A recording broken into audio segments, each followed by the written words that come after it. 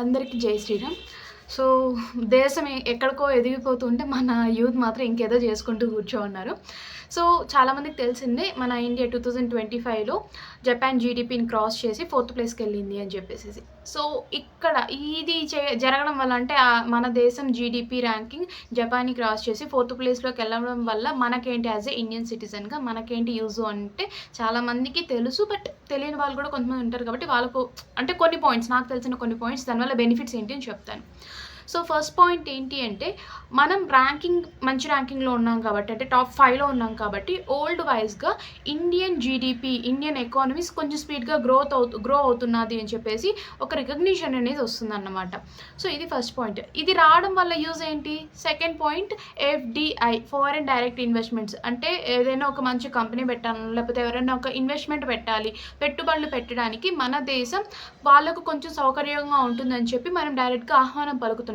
మన జీడిపి బాగుంది కాబట్టి, బాగా గ్రోత్ అవుతున్నది కాబట్టి, బాగుండడంతో పాటు ఇది గ్రోత్ కూడా అవుతున్నది, స్టేబుల్గా ఉండట్లేదు, ఇంక్రీజ్ అవుతూ ఉన్నది ఎకానమీ. సో దీనివల్ల ఏంటి, ఇక్కడ ఇన్వెస్ట్మెంట్ పెడితే దాని యొక్క రేట్ అంటే దాని యొక్క వాల్యూ అనేది పెరుగుతుంది అని చెప్పేసి మన కంట్రీకి ఇన్వెస్ట్మెంట్స్ ఎక్కువ వస్తాయి. ఇన్వెస్ట్మెంట్స్ కంపెనీస్ రావడం వల్ల ఇది సెకండ్ పాయింట్. థర్డ్ పాయింట్ ఏంటి అంటే ఇన్వెస్ట్మెంట్స్ అండ్ కంపెనీస్ మన కంట్రీలోకి రావడం వల్ల ఇప్పుడు మనకు మంచి ఉద్యోగం కావాలంటే ఫారెన్కి వెళ్ళాలి. సో అమెరికా కానీ, లేకపోతే ఇంకేదైనా UK, US, లేకపోతే యూరోప్కో, లేకపోతే ఇంకొక కంట్రీస్కి దేనికన్నా వెళ్ళాల్సి ఉంటుంది. బాగా చదువుకొని కూడా బయట దేశాలకు వెళ్ళి మనం చేయాల్సి వస్తుంది.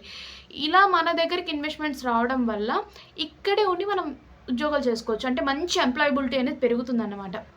ఇది third point. And fourth point, ఇక్కడున్న టాలెంట్ ఏదైతే ఉందో వాళ్ళకు ఒక రెడ్ కార్పెట్ లాంటిది, ఇది ఒక అవకాశం అన్నమాట. ఎందుకు ఈ పాయింట్ అంటున్నాను అంటే ఇక్కడ ఆల్రెడీ సోర్సెస్ ఉన్నాయి, కొత్తగా ఇన్వెస్ట్మెంట్స్ వస్తున్నాయి. సో వీటన్నిటి యొక్క బెనిఫిట్ వల్ల ఏంటి అంటే ఇక్కడ ఒక ఐడియాను, లేకపోతే ఇక్కడ ఇన్నోవేషన్ జరిగింది అంటే అది ఈజీగా బూమ్ అయ్యి దానికి ఒక మంచి మార్కెట్ అనేది క్రియేట్ అవుతుంది. అండ్ వరల్డ్ వైజ్గా దానికి ఒక మంచి రికగ్నిషన్ అనేది ఉంటుంది. సో ఇది ఒక బెనిఫిట్ లాగా మనకు. సో ఇక్కడ ఉన్న టాలెంట్స్ అందరికీ స్పాట్ లైట్ లాగా ఉంటుంది. అంటే స్పాట్ లైట్ ఇచ్చి స్టేజ్ మీద నిలబెట్టిన ఒక ఇది ఆపర్చునిటీస్ అనేది ఇకపైన పెరగబోతాయి. ఆల్రెడీ జరుగుతున్నది, బట్ ఇంకొంచెం అడ్వాన్స్డ్గా మనకు వస్తుంది. అండ్ అన్నిటికన్నా ఫైనల్ థింగ్ ఏంటంటే జియో పాలిటిక్స్లో ఇండియా అనేది కొంచెం డెవలపింగ్ మోడ్లోకి వెళ్ళిపోతూ ఉంటుంది. సో అండ్ వీటన్నిటికన్నా ముఖ్యంగా కరెన్సీ యొక్క వాల్యూ అనేది పెరుగుతుంది. అంటే రూపీ వాల్యూ అనేది కాన్స్టెంట్గా లైక్ ఇప్పుడు మనం ఒక రూపీ మనం US డాలర్తో పోల్చుకుంటే 90 అరౌండ్ ఇప్పుడు 100 కూడా దాటేసింది అన్నట్టు విన్నాను నేను. సో ఆ రూపీ వాల్యూ అనేది పెరుగుతుంది. ఆ రూపీ వాల్యూ పెరగడం వల్ల ట్రేడింగ్లో కూడా, అంటే లైక్ మనకు stock market, world stock market, వీటన్నిటిలో కూడా మన యొక్క అనేది పెరుగుతూ ఉంటుంది అనమాట. సో ఇలా ఒక మంచి డెవలప్డ్ కంట్రీ, ఒక మంచి డెవలపింగ్ కంట్రీగా మనం స్పీడ్గా గ్రోత్ అవుతున్నాం కాబట్టి చాలా అంటే చాలా బెనిఫిట్స్ ఉన్నాయి. సో ఈ యువత, మన భారతదేశంలో చాలామంది యువత ఉన్నారు.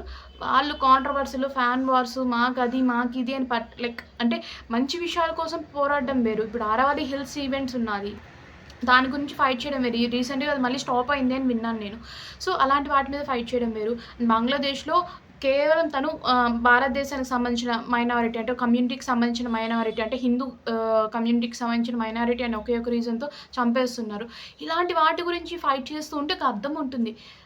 లైక్ అంటే అన్వాంటెడ్ ఎలిమెంట్స్, లేకపోతే అసలు దానివల్ల ఎవరికి ఉపయోగం లేని ఎలిమెంట్స్ గురించి, లైక్ అమ్మాయిల బట్టల గురించి, ఫ్యాన్ వార్స్ అని చెప్పి, లేకపోతే ఇంకోటి వాటి గురించి ఫైట్ చేసుకోవడం వల్ల నయా పైసా ఉపయోగం లేదు. ఇంకా చెప్పాలి అంటే ఈ ఫిమేల్ డ్రెస్సింగ్ కానీ, లేకపోతే ఇంకొకరి రైట్స్ని మనం లైక్ లాక్ చేయడానికి మనం చేసే థింగ్స్ ఏమవుతాయంటే ఇండైరెక్ట్గా మనం ఏదైనా క్రైమ్స్లోకి, లేకపోతే మన కెరియర్ స్పాయిల్ అయిపోయే వేస్లోకి వెళ్ళిపోయే ఛాన్స్ కూడా ఉంటుంది. ఇది ఒక కైండ్ ఆఫ్ వార్నింగ్ అనే అనుకోండి. అంత చిన్న విషయమేం కాదు. ఇంకొక కమ్యూనిటీ యొక్క పర్సనల్ లైఫ్లోకి మనం ఇన్వాల్వ్ అవ్వడం అనేది ఒక రకమైన క్రైమ్. అది లా పరంగా దాన్ని అపోజ్ చేయొచ్చు.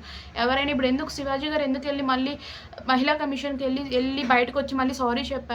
సో అదొక క్రైమ్ లాంటిదే. సో లైఫ్ ఇలాంటి వాటి మీద వేస్ట్ చేసుకోకుండా కంట్రీ డెవలప్ అవుతుంది, మనకు ఆపర్చునిటీస్ వస్తున్నాయి, మన లైఫ్ కూడా మనం డెవలప్ చేసుకుంటుంటే బెటర్. ఇప్పుడు ఒక ఇన్నోవేషన్కి, లేకపోతే ఒక క్రియేటివ్ మైండ్కి ఇప్పుడు మంచి ఆపర్చునిటీ వస్తుంది. All the best to every person ఎవరైతే ఎదగాలి అనుకుంటున్నారు. అందరికీ నమస్కారం. జై శ్రీరామ్.